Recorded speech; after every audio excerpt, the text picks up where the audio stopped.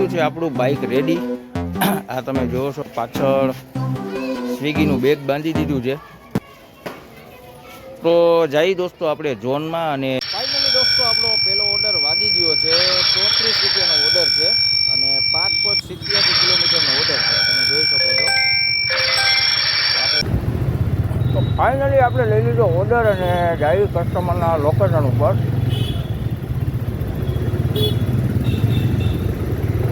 લોકેશને પહોંચી ગયો છું અને આપણે રીચ કસ્ટમર લોકેશન મારી દઈએ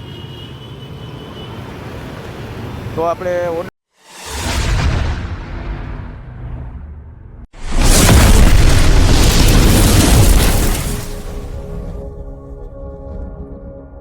હેલો ગાઈસ, સ્વાગત છે તમારું આજના એક નવા વ્લોગ વિડીયોમાં। હું છું આપનો પ્રિય મિત્ર ઇનાયત જારિયા।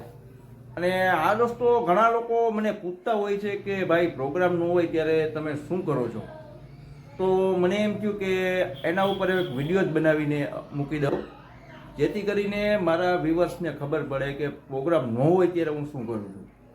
તો દોસ્તો હું તમને જણાવી દઉં કે જ્યારે મારે પ્રોગ્રામ ન હોય, ફ્રી હોઉં, ત્યારે હું સ્વિગી ડિલિવરી બોયમાં કામ કરું છું। તો આજે દોસ્તો સાંજના વાગી ગયા છે 6:45 અને મેં આમાં સીટ બુક કરી છે 7 થી 12ની, એટલે પાર્ટ ટાઈમ હું એમાં કામ કરીશ સાંજના 7 થી રાતના 12 વાગ્યા સુધી। અને તમને લોકોને દેખાડીશ કે સ્વિગી ડિલિવરી બોયની શું કેવી રીતના પરિસ્થિતિ હોય, કેવી રીતના કામ કરતા હોય, સારા પણ એક્સપિરિયન્સ થાય, ખરાબ પણ એક્સપિરિયન્સ થાય, બધી જ માહિતી હું તમને આજના વિડીયોમાં આપીશ। અને પાર્ટ ટાઈમમાં કેટલાનું કામ થાય છે, તો તમે લોકો વિડીયોમાં કન્ટિન્યુ જોડાયેલા રહો, હું કરી લઉં તૈયારી બધી। ફાઇનલી દોસ્તો આપણે અત્યારે સ્વિગી ડિલિવરી એપ ચાલુ કરી લઈએ। આપણું એપ ઓપન થાય છે અને અહીંથી આપણે શિપ કરવાની છે બુક। જોઈ લ્યો, આ 7 થી 12ની શિપ આપણે બુક કરી છે 5 કલાક। આ આપણે અહીંથી શિપ કરી લીધી બુક, બરાબર। આપણી શિપ તો બુક થઈ ગઈ, પણ અહીંયા ઓનલાઈન નહીં થવા દઈએ તરત, કેમ કે એમ કહેશે ઝોનમાં જાઓ, એટલે ઝોનમાં જઈને આપણે ઓનલાઈન થઈ શકશું। આપણે ચાલુ કરવાની કોશિશ કરશું પણ અહીંથી નહીં થાય આવી રીતના। આપણે જવું પડશે ઝોનમાં જઈને હું ચાલુ કરીને તમને બતાવીશ। તો ફાઇનલી થઈ ગયું છે આપણું બાઇક રેડી। આ તમે જોવો છો પાછળ સ્વિગીનું બેગ બાંધી દીધું છે। તો જઈ દોસ્તો આપણે ઝોનમાં અને ઝોનમાં જઈને ચાલુ કરી, પહેલો ઓર્ડર આવશે તો હું તમને બતાવીશ।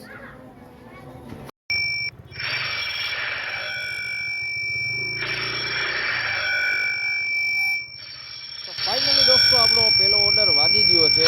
34 રૂપિયાનો ઓર્ડર છે અને 5.87 કિલોમીટરનો ઓર્ડર છે, તમે જોઈ શકો છો। તો આપણે એક્સેપ્ટ કરીએ અને ગાયત્રી ડેરીમાંથી લેવાનો જઈએ આપણે। તો ફાઇનલી આપણે લઈ લીધો ઓર્ડર અને જઈએ કસ્ટમરના લોકેશન ઉપર।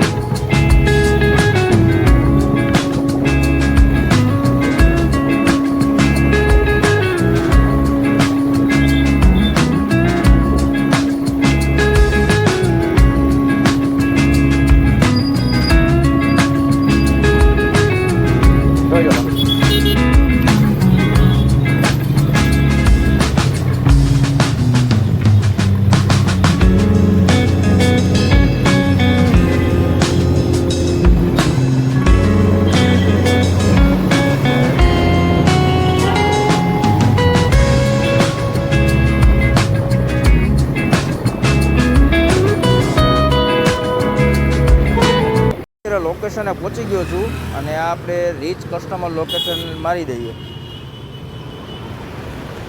તો આપણે ઓર્ડર ડિલિવર કરો છો। દોસ્તો આ ઓર્ડરમાં આપણને 35 રૂપિયા મળ્યા અને રિટર્ન ઝોનમાં જવાના 5 રૂપિયા એક્સ્ટ્રા।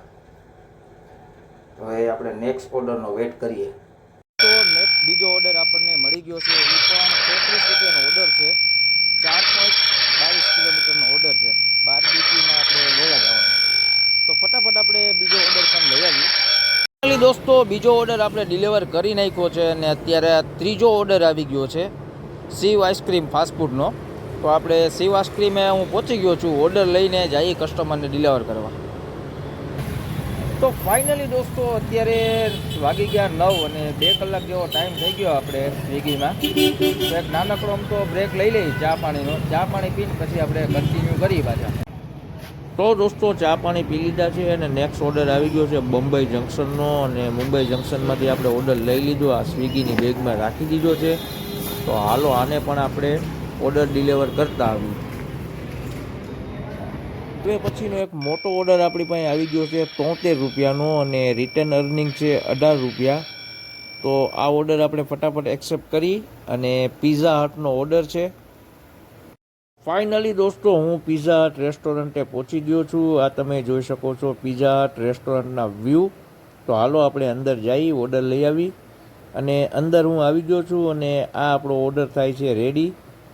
ફાઇનલી દોસ્તો આપણે ઓર્ડર પિક કરી લીધો છે અને લોકેશનમાં હું તમને બતાવી દઉં કેટલા કિલોમીટરનો ઓર્ડર છે. તો આ કર્યું આપણે લોકેશન ચાલુ. 6.9 કિલોમીટર દેવા જવાનો છે મવડી બાયપાસ.